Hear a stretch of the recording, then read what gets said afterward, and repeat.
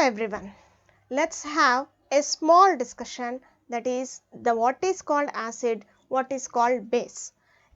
To define what is acid and what is base, there are some theories have been described.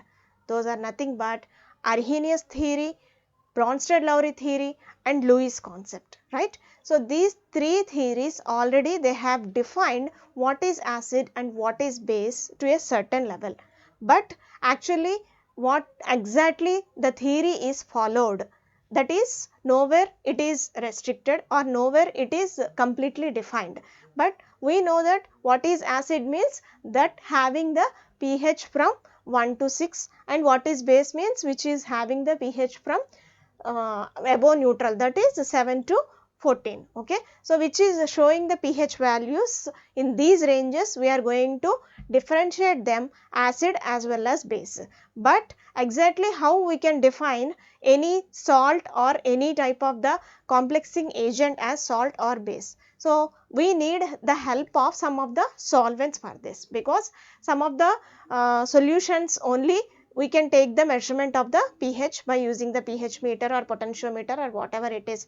But without that, how we can differentiate which compound is acidic in nature and which compound is basic in nature? In that case, you need to see the theories involved in describing these acids and bases. Okay. So let us see what is acid and what is base. If in this case you are going to know about the three theories involved. So first of all, let us have the Arrhenius concept. So Arrhenius has defined this concept in the 1887. So in this theory, what he has told that according to this concept, acids are the substances that dissociates in the aqueous medium. We need the help of the aqueous solution here to give the H plus ions. Okay. So and bases are the substances that produce the OH minus ions in the aqueous medium. So for this Arrhenius theory, they have given the examples like ionization of an acid which is going to take place in presence of the water. If you take the example of hydrochloric acid, in presence of the aqueous medium H2O, it is going to ionize into H plus ions as well as Cl minus ions. So according to the definition, that dissociates into the aqueous medium to give the H plus ions. That means what is acid according to Arrhenius theory, which donates the H plus ions, is called as acid. And coming to the ionization of the base, that means if you take the example of sodium hydroxide, it is going to give you that sodium ions as well as OH minus ions. So according to the Arrhenius concept, what is base? Bases are the substances that produce the OH minus ions. So this example is going to satisfy the Arrhenius concept.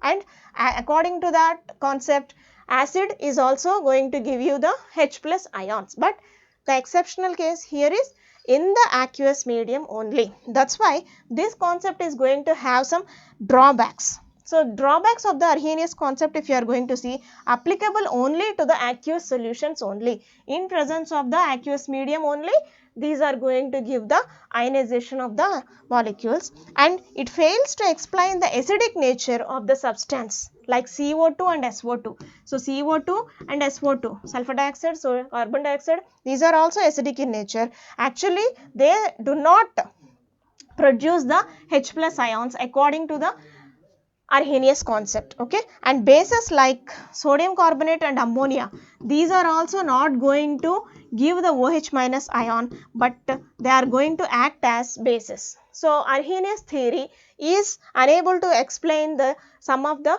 reasons behind it. So it is applicable only in case of the aqueous solutions only. And in this 1887, so this concept has been followed, but due to the limitations afterwards, they have seen some of the other concept, that is Bronsted-Lowry concept. Okay.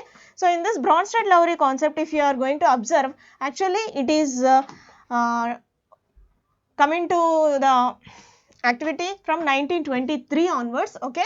And Bronsted and Lowry, two scientists, actually they have clubbed their concepts here. According to this theory, acid is a substance that is capable of donating a proton.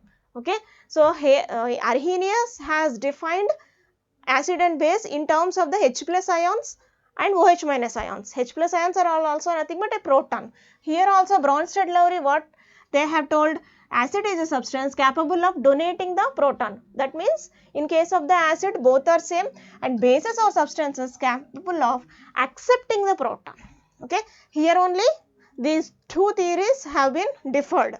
Okay, so acids are proton donors and bases are the proton acceptors. So this is a difference. And if you see the example like ammonia in presence of the water, so here ammonia it is going to act as base and water it is going to act as acid, thereby what it is going to produce? Ammonium ion. Okay, so this ammonium ion plus OH minus ion, thereby this ammonium ion it is going to be called as conjugate acid, and OH minus ions it is going to be called as conjugate base. Okay, so this Bronsted Lowry theory has raised the point of conjugate acid and conjugate base. In this one more example, if you see in case of the acid, that is acetic acid if you take, and in the water it is going to act as a base, then it is going to produce CH3COO minus, which is going to be called as conjugate base, and hydronium ion H3O plus it is going to produce, it is called as conjugate acid. Okay, so a conjugate base, that means according to the Bronsted Lowry concept, a conjugate base is an ion or molecule, which is an ion or molecule left after an acid donates a proton. Okay, acid means donating a proton, H plus ions. So a conjugate base is an ion or molecule that is left after a donation of the proton it is going to take place, whereas conjugate acid is an ion formed after accepting the proton. Okay, so that is the difference here. So the pairs of the substances which are formed from one another by the loss of proton or gain of proton, which are called as conjugated acids or conjugated base pairs. Okay, but this theory is also having some limitations. So what are the limitations? Like the substance like BF3 and aluminum chloride AlCl3. So these are also do not have any hydrogen and hence cannot give a proton. Okay, so these compounds cannot donate a proton, thereby they are going to act as acids. How they have acting as, how they are going to act as acids even though they do not donate the proton. So this theory is unable to explain the reason behind it. So that's why some of the limitations and drawbacks are also observed in this, and thereby afterwards we have seen the another concept, that is Lewis concept. So in 1938 we have come across the concept that is framed by the scientist Lewis.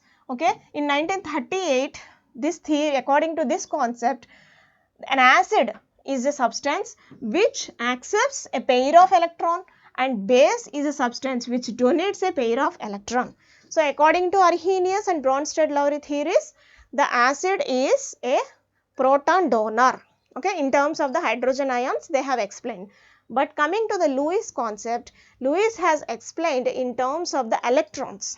Okay, so an acid is a substance which accepts the pair of electrons, whereas base is a substance which donate the pair of electrons. Okay, so donate a proton, it is an acid, but here accepting the pair of electron it is going to be called it as an acid, whereas donates a pair of electron it is going to be called as base. But this theory is also going to have some limitations. Let us see what are the limitations. The relative strength of acids and bases cannot be explained by this theory.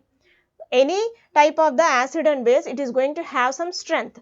So the relative strength of acid bases means actually the strength of an acid depends upon its tendency to provide the proton, or more precisely hydroxynium ion in the solution form, right? So whenever they are produced in the solution form, the strength of an acid generally depends upon the capacity or tendency to provide the proton or a hydroxynium ion in the solution form. So strong acid refers to that the equilibrium lies very much to the right hand side of the reaction. That means whenever this HCl, whenever this is going to be called as strong acid, so in presence of the solution, it is going to provide the hydronium ion H3O plus Cl minus ions, right? So thereby you can say that always the backward reaction takes place almost to the negligible. So, this only the forward reaction every time it is going to take place, but this backward reaction the process it is going to be very negligible, it is going to be there, because this is a very strong acid. And weak acid, so whenever we are going to take the weak acid, it refers to that equilibrium lies very much to the left hand side and dissociation of acid to give H plus or H3O plus is very small. That means whenever we will take the weak acid like CH3COOH, acetic acid, okay. So in case of this acetic acid, if you take in water, it is going to produce CH3COO minus, right, plus H3O plus hydronium ions you are going to see. So thereby in case of the strong acid and in case of the weak acid, the strength of the acid it is not going to be defined, because the forward reaction and the backward reaction. So when it is going to be in the equilibrium state. So this theory is unable to define what is the weak acid, what is a strong acid, okay. So that's why these three theories of the acid and bases are going to give you some of the information only relative to the what can be called as Y acid, what can be called as base, but with some of the limitations are there for each and every theory, okay. Hope you have understood the difference between Arrhenius theory, Bronsted-Lowry theory and Lewis theory. Thank you for listening.